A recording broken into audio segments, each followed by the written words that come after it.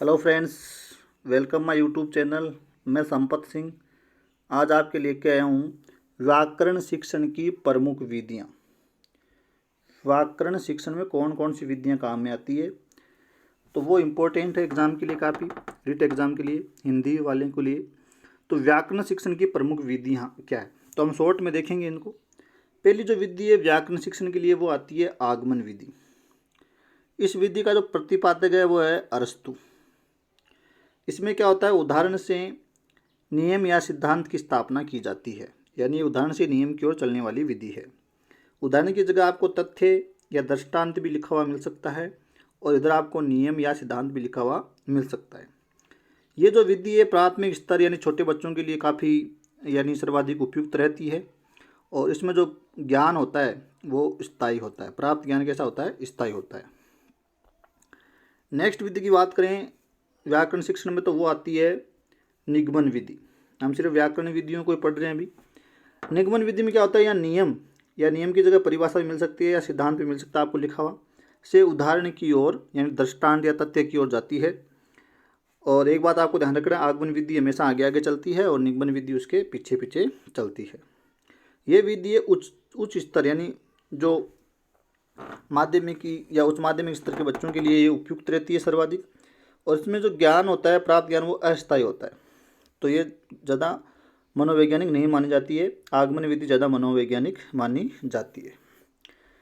Next है आपकी आगमन निगमन, यानी दोनों को मिक्स कर दिया है। तो व्याकरण की ये जो विधि है वो सर्वश्रेष्ठ विधि मानी जाती है, आगमन निगमन विधि। आगमन निगमन विधि इसमें क्या होती है, साथ साथ चलती है, पहले आगे आगे आगमन फिर पीछे पीछे निगमन, और ये सर्वश्रेष्ठ विधि मानी गई है। नेक्स्ट जो चौथी विधि आती है व्याकरण शिक्षण के लिए वो आती है आपकी कौन सी, सूत्र विधि। सूत्र विधि का और इसको अन्य नाम से जानते हैं वो है, इसका नाम पाणिनि विधि, क्योंकि इसके प्रतिपादक कौन है, पाणिनि है। इसमें ये क्या है, ये निगमन विधि का ही व्यापक रूप है, यानी यहाँ भी नियम से उदाहरण की ओर चलते हैं। इसमें क्या करते हैं, व्याकरण को छोटे छोटे नियमों में बांध देते हैं। तो संपूर्ण जो व्याकरण ना उसको छोटे छोटे क्या कर देंगे, नियमों में बांध देंगे और फिर नियमों से उदाहरणों की स्थापना की जाएगी। तो इसलिए ये आपकी निगमन विधि का व्यापक रूप माना जाता है। सूत्र विधि का जो ज़्यादा अधिक जो उपयोग होता है वो संस्कृत व्याकरण में होता है, यानी ये वहाँ ज़्यादा चलती है। तो सूत्र विधि का संस्कृत व्याकरण में अधिक उपयोग इसका होता है। और इसका जो सर्वप्रथम जो प्रयोग जो देखा जाता है वो अष्टाध्यायी में देखा जाता है, अष्टाध्यायी ग्रंथ में देखने को मिलता है सूत्र विधि का उपयोग। और इसमें व्याकरण का सैद्धांतिक ज्ञान ही दिया जाता है, व्यवहारिक ज्ञान की प्राप्ति इसमें जो है वो नहीं होती है। सिद्धांत सिखाए जाते हैं, व्यवहारिक ज्ञान सिखाया नहीं जाता है इसमें। नेक्स्ट आती है व्याकरण शिक्षण के लिए, वो आती है भाषा संसर्ग विधि। इसमें क्या होता है, इसमें व्याकरण का व्यवहारिक ज्ञान दिया जाता है, न कि सैद्धांतिक। इसमें सैद्धांतिक ज्ञान नहीं दिया जाता है, व्यवहारिक ज्ञान दिया जाता है। इसमें छात्र व्याकरण से संबंधित श्रेष्ठ पुस्तकों यानी महान लेखकों की पुस्तकों को पढ़ता है, जिससे क्या होता है, छात्र को व्याकरण का व्यवहारिक ज्ञान स्वयं ही प्राप्त हो जाता है। यानी यहाँ क्या है, यहाँ भाषा संसर्ग विधि, यानी यहाँ भाषा सिखाई जाती है। मुख्यतः यहाँ भाषा पर जोर दिया जाता है, लेकिन भाषा के साथ साथ व्याकरण का व्यवहारिक ज्ञान दिया जाता है, सैद्धांतिक ज्ञान नहीं दिया जाता है। तो इसमें क्या है, जो भी छात्र है तो उसको क्या है कि उनको श्रेष्ठ पुस्तकें बता दी जाती है, श्रेष्ठ जो महान लेखक है उनकी पुस्तकें पढ़ने के लिए दी जाती है। तो जब बच्चा उन महान या श्रेष्ठ महान लेखकों की या श्रेष्ठ पुस्तकों को पढ़ता है तो भाषा के साथ सहज रूप से वो व्याकरण भी सीख जाता है। तो इसलिए इसको भाषा संसर्ग विधि कहा जाता है। तो इसमें यहाँ व्यवहारिक ज्ञान आपको मिलेगा। महान व्याकरण की श्रेष्ठ पुस्तकों का अध्ययन यहाँ किया जाता है और इसमें भाषा के साथ व्याकरण का ज्ञान करवाया जाता है, इसलिए इसे भाषा संसर्ग विधि कहते हैं। तो यहाँ दो काम साथ में हो रहा है, मुख्य काम भाषा सिखाना है और वहाँ व्यवहारिक तौर पर व्याकरण भी सीखा जा रहा है। और यहाँ कोई कहने का मतलब, यहाँ जो शिक्षक है वो ज्ञान नहीं करा रहा है व्याकरण का, यहाँ सिर्फ श्रेष्ठ पुस्तकें बताता है शिक्षक, उनको पढ़ना होता है और उससे ये मतलब सहज ही उसका ज्ञान व्याकरण का हो जाता है। नेक्स्ट हमारी जो आती है वो आती है समवाय विधि या पाठ्य पुस्तक विधि या साहचर्य विधि। इसमें क्या आता है, जब शिक्षक गद्य या पद पढ़ाता है तो उसी समय व्याकरण से संबंधित कोई अंश को समझाया जाता है। यानी जब शिक्षक कोई गद्यांश कोई पद्यांश पढ़ा रहा है, उसमें कोई व्याकरण से संबंधित कोई अंश आ गया है, कोई समास संधि विशेषण सर्वनाम, तो वो वहीं उनको क्या कर देगा, बता दिया जाएगा। व्याकरण अलग से नहीं पढ़ाया जाएगा। समवाय यानी साथ साथ ही पाठ्य पुस्तक यानी पाठ्य पुस्तक पढ़ाते हुए साथ साथ ही क्या है, व्याकरण का ज्ञान कराया जाएगा। ये व्याकरण शिक्षण के लिए अनुपयुक्त मानी जाती है। क्यों? क्योंकि जब टीचर पाठ्य पुस्तक पढ़ा रहा है तो पाठ्य पुस्तक का जो मेन जो भाव है, रस है, वो लुप्त हो जाता है और शिक्षक एक अलग ही कार्य में लग जाता है, यानी व्याकरण के अंश को समझाने में लग जाता है, जिससे जो पाठ की जो रोचकता है वो थोड़ी खत्म हो जाती है। इसलिए इसको अच्छा नहीं माना जाता है, क्योंकि मुख्य पाठ का रस इसमें क्या हो जाता है, लुप्त हो जाता है, क्योंकि वो व्याकरण के जो वो व्यवहारिक ज्ञान देने में लग जाता है। तो ये समवाय विधि है, यानी गद्यांश पद्यांश पढ़ाते समय समय साथ साथ में कुछ भी व्याकरण से संबंधित ज्ञान दिया जाता है। नेक्स्ट आती है हमारी, वो आती है अनौपचारिक विधि। अनौपचारिक नाम से पता चल रहा है यहाँ कोई ये जहाँ व्याकरण का जो शिक्षण कराया जाएगा तो वो कक्षा कक्ष में नहीं कराया जाएगा, कक्षा कक्ष से बाहर कराया जाएगा। कक्षा कक्ष में तो अगर होता तो वो औपचारिक होता, ये कक्षा कक्ष से बाहर व्याकरण का ज्ञान कराया जा रहा है, इसलिए अनौपचारिक विधि होगी।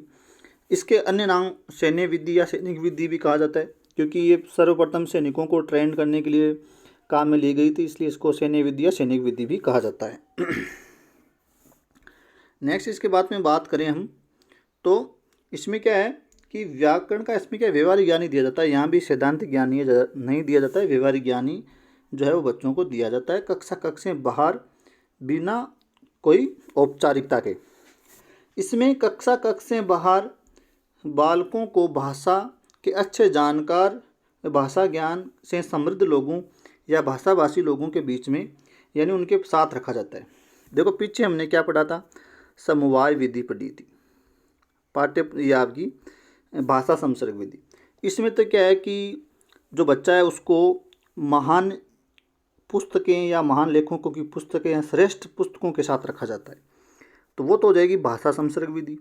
और अगर आप बच्चों को किसके साथ रख दो, भाषा के अच्छे जानकारों के साथ रख दो, भाषा भाषी लोगों के साथ उनको रख दो, भाषा ज्ञान से समृद्ध लोगों के साथ उनको अगर रहने दिया जाए कुछ दिनों के लिए, तो वो क्या करेंगे, उनसे सहज ही व्यवहारिक ज्ञान जो है व्याकरण का उनको प्राप्त हो जाएगा। भाषा के साथ यहाँ क्या है, व्याकरण सिखाई जा रही है, वो भी कक्षा कक्ष से बाहर।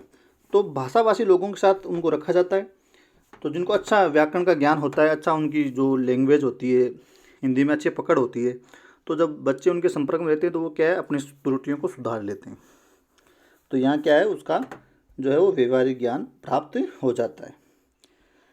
इसके प्रतिपादक है कुछ वैज्ञानिक, ब्लूमफील्ड, पेज, बोझ और सफीर।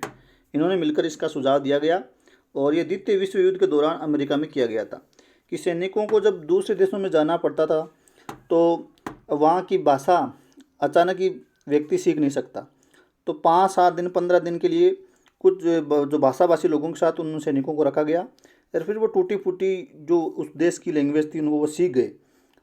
तो वो द्वितीय विश्व युद्ध में ऐसा हुआ। इसका उपयोग आजकल शिक्षा के क्षेत्र में होने लग गया है। तो ये हो गया आपकी औपचारिक विधि। और लास्ट फाइनल आती है, वो आती है अव्याकृति विधि। अव्याकृति विधि, इसमें बालक जैसे जैसे बड़ा होता जाता है वैसे वैसे ही उसमें भाषा का स्वतः ही विकास हो जाता है। अतः इस सिद्धांत के जो अनुयायी है उनका मानना है कि व्याकरण शिक्षण आवश्यक ही नहीं माना गया उन अनुयायियों के अनुसार। यानी यह व्याकरण शिक्षण की आवश्यकता ही नहीं मानी गई है कि बच्चा जैसे जैसे बड़ा होगा वो अपने आप ही सहज ही व्याकरण भाषा के साथ या व्याकरण वो सीख लेगा, अलग से उनको सिखाने की कोई ज़रूरत ही नहीं है। तो इसके जो अनुयायी है या इसको देने वाले जो लोग हैं उनका मानना है कि व्याकरण शिक्षण की आवश्यकता नहीं है, और जैसे जैसे बड़े होंगे अपने आप ही सहज ही उनको वो सीखते जाएंगे। तो यहाँ व्याकरण अलग से पढ़ाने की कोई आवश्यकता ही नहीं है। तो ये हो गई हमारी व्याकरण शिक्षण की 8 विधियाँ। धन्यवाद।